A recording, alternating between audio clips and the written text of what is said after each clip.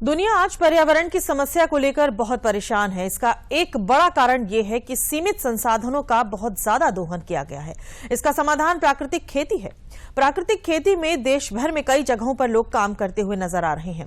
ऐसे ही एक व्यक्ति हैं हिमाचल प्रदेश के नेकराम शर्मा, जिनको इस काम को करने के लिए पद्म सम्मान मिला है। आइए देखते हैं इनकी कहानी।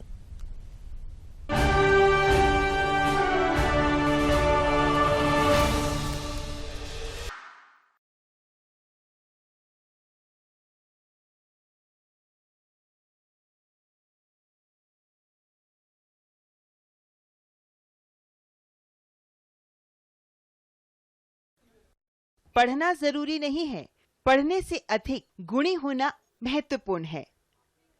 ये देसी कहावत हिमाचल प्रदेश के किसान नेकराम शर्मा पर 100% सही साबित होती है। प्राकृतिक खेती के माध्यम से और 9 अनाज की पारंपरिक फसल प्रणाली को पुनर्जीवित करने के उनके प्रयासों ने हिमाचल प्रदेश समेत देश के कई अन्य राज्यों में कृषि में बदलाव की एक बड़ी कहानी लिखी है। 9 अनाज एक प्राकृतिक अंतर फसल विधि है, जिसमें 9 खाद्यान्न बिना किसी रासायनिक उपयोग के जमीन के एक ही टुकड़े पर उगाए जाते हैं। इससे पानी के उपयोग में 50% तक की कटौती के साथ भूमि की उर्वरता बढ़ती है। उन्होंने अन्य किसानों को भी इस प्रणाली को अपनाने के लिए प्रेरित किया। नेकराम शर्मा ने स्थानीय स्वदेशी बीजों का उत्पादन कर 6 राज्यों में 10,000 से अधिक किसानों को बिना किसी शुल्क के वितरित कर पारंपरिक खेती को बल दिया है।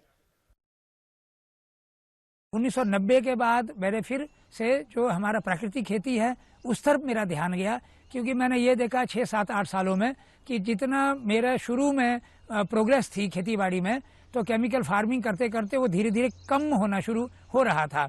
तो उसी बीच में काफ़ी सारा कुछ यूनिवर्सिटी में मैंने कुछ ट्रेनिंग लिया था, तो उसके चलते मुझे आभास हुआ कि हम लोग प्राकृतिक खेती कर सकते हैं। हमारे जो पूर्वज है उन्होंने तो यही प्राकृतिक खेती करी है, क्योंकि खेती का मतलब ये नहीं है कि हम उसका ओवर एक्सप्लॉयटेशन कर ले। आज के समय में तो उसका अत्यधिक दोहन होता जा रहा है, और ये जो मिट्टी है हमारी, जिसको हम लोग धरती माँ बोलते हैं, वो माँ आज करा रही है। उसमें अंधाधुंध जो है हमारा पेस्टिसाइड यूज हो रहा है, केमिकल यूज हो रहा है। तो जो हम मिट्टी को अगर मार देंगे तो शायद मुझे लगता है कि एक समय आएगा कि हम लोग कुछ भी पैदा नहीं कर पाएंगे। इसलिए प्राकृतिक खेती करना मिट्टी बचाने के लिए जरूरी है, पर्यावरण बचाने के लिए जरूरी है, हमारा सेहत बचाने के लिए जरूरी है। नेकराम शर्मा के लिए प्राकृतिक खेती का सफर आसान नहीं था। 30 साल पहले 1993 में उन्होंने बिना केमिकल के प्राकृतिक खेती की शुरुआत की। शुरुआती दौर में कई परेशानियों का सामना करना पड़ा, लेकिन उन्होंने हिम्मत नहीं हारी। धीरे धीरे नेकराम शर्मा ने अन्य किसानों को भी साथ जोड़ना शुरू किया। 9 अनाज की पारंपरिक फसल प्रणाली से मिल रहे परिणामों का ही नतीजा है कि नेकराम शर्मा की प्राकृतिक खेती के फॉर्मूले का प्रयोग न केवल हिमाचल प्रदेश में बल्कि अन्य राज्यों में भी हो रहा है।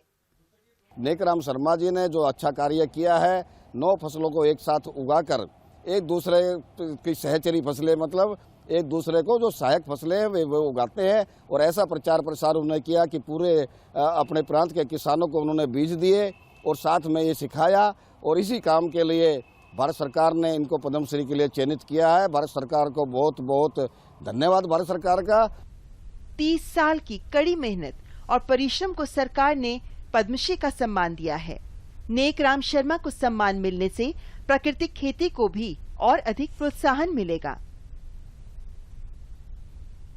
9 अनाज के नायक नेकराम शर्मा को पद्मश्री पुरस्कार के लिए हार्दिक शुभकामनाएं।